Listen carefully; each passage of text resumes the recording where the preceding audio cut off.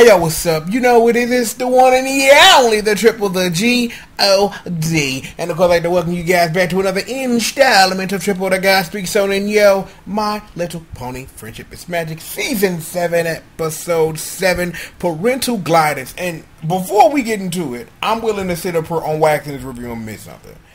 I read the title of this episode and thought it read Parental Glidence, like thinking it was going to be like a Scootaloo episode where Scootaloo and Rainbow Dash and Gilda do something or whatever, not knowing anything about the premise of the episode. And then when the episode started, realizing that wasn't the case. But I figured, like, yo, I was going to do this review and I was going to admit that on Wax. So there it is, me admitting on Wax that you know that I confuse my eyes for L's and things like that. But regardless of that, I love this episode. And I loved it not only as for the lesson that it delivers, but to sit up here and admit that I am a Bo Hot Huff and I am a Wendy Whistles when it comes to my family at events.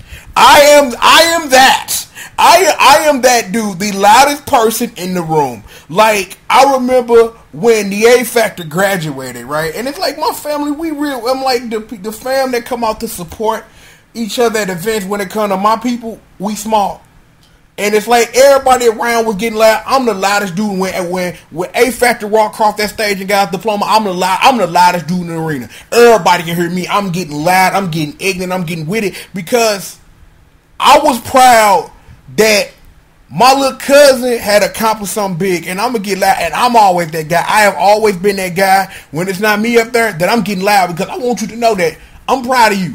So, like I said, I'm a Bo Hot here. I am a Wendy Whistles, doc. I ain't lying. I am that guy. Like, yo, I'm gonna show that love. I'm gonna show everybody in the place, yo, don't nobody get louder than me, baby. Nobody.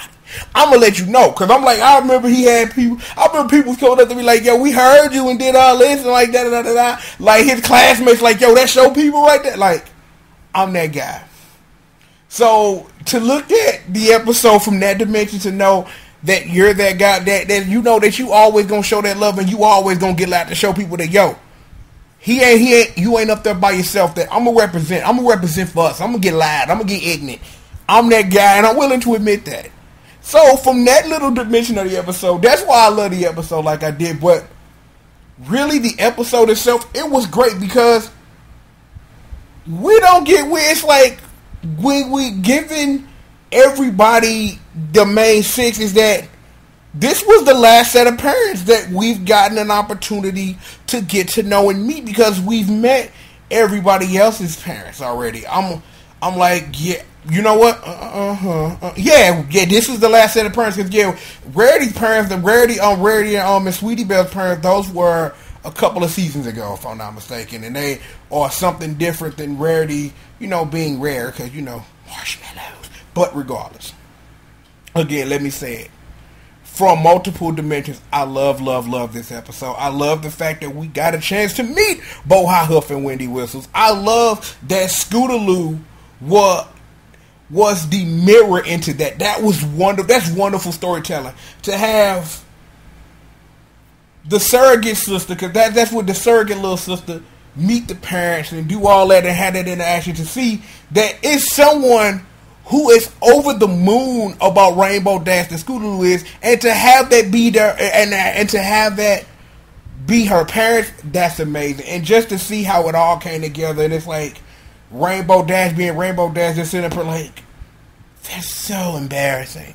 But for her to realize ultimately that she became the pony that we all love because of the love that was shown to her. It made her confident, it made her cocky, but it made her be able to sit up here to be confident, cocky, and back it up. And it was like, and it was lovely to see. It's like, because the thing is, given Holy Mother Faustus original plans for Scootaloo and what she wanted to do, and given that we really don't know anything about Scootaloo other than her fascination and her, you know, her fascination with Rainbow Dash and her stuff she does as a Cutie Mark Crusaders, is that we don't really know a lot about her family life. We don't know. It's just that she's always attached to Rainbow Dash. It's because it's like she's Rainbow Dash is more than her. That's her big sister. That's the relationship that they share with each other, and it's a wonderful thing. And it was a wonderful thing that this episode was able to celebrate that in a way to include Rainbow Dash's family in that, to understand that, that when your people hold you down, they make you better. It don't make you worse. And you may feel a little embarrassed sometimes. I'm like, I don't know. Maybe next time I get A Factor on the video, I'm gonna ask him how he felt like that day I got loud for him.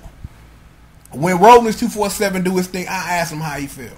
I'm like, there have been times where I've shown up at their school or whatever to be the family member in the crowd for things. And it's like, I get loud. I'm like I said earlier, I get loud for my people. I go hard, I go dumb, I scream my lungs out. Because it's something that I noticed is that even when I was in school, it's like I noticed that you had people flying in from places. Like when I graduated, I know people who were sitting up here who didn't have anybody for real to bring to graduation and stuff like that. So they were giving away tickets. People had whole sections of people getting loud and hollering. I remember the boss, she clowned for me. I looked at her, just looked straight at her. Like my family stood up and they clowned for me. My fam stood up. Auntie Pam was there, Trish May, my cousin April. I'm like, who else was there? Other people who will not be named, and I'm trying to think who else was there. My pop was allegedly like at the top somewhere. He was allegedly in the crowd somewhere. I couldn't see him. So, things like that. But they clown for me. So when I'm at events, I clown for my people. I clown. You know what I'm saying? And like I said earlier, it was the part of the episode that it made the episode as non-weird but weird as I'm gonna say. It made me feel a little human a little bit about this episode, to see it from this direction, to be like, yo, that's me. And that's me, and I don't have no shame. But y'all already know this, but I ain't got no shame though. I'm like, here's the truth about me that you can take with you. I love with everything. I do everything 100%. Why do you think there are projects I still haven't done and haven't finished? Because if I'm not going to give 150 billion trillion percent to something, I'd rather not do it. I do everything. It's all or nothing. I'm like, I do for real talk. Just know, anything I put out, I put my all into. And if I'm not willing to put my all into it, I'm not even going to waste my time. So when I get up, when my people clowning and they doing their thing and they need to be celebrated, I'm gonna pour my heart out, because that's what I do. So in that instance, this was a wonderful and great episode, and I'm glad that we got a chance to meet Bo Hot Huff and Wendy Whistles, and to see Rainbow Dash in its different dimension, and to have Scootaloo as a big giant part of that. It's like, I don't know what their ultimate goal is about how they gonna reveal Scootaloo's parentage or whatever they gonna do with it. But for her to have that little moment near the end of the episode and being like, Rainbow Dash, like, nobody knows what it must feel like to have this. Well, me. There's no one that roots me on. There's no one that dotes on me. There's no one that does it that does what your mom and dad do for you. And for her at the end of that report to get that, to bring that full circle, to make Scootaloo feel cared for and loved, I'm like, yo, that's great. That's great for not only for someone like me who understands the lesson already, who gets it, who has been in multiple dimensions of that situation, but for children watching to understand that, yo, this is what it is that your parents are always going to be proud of you, and all that stuff, no matter how it may look or may possibly make for you, it comes from a place of undying love for you. And that's important for y'all to know, that when people like me scream, holler, and clown when you walking across the stage and you doing something, it comes from a place of nothing but love, and that we are proud of what it is that you're doing. But that's that, y'all. Another episode of MLPFIM in the BOKK. See, I can spell. Y'all not quite done with your boy yet.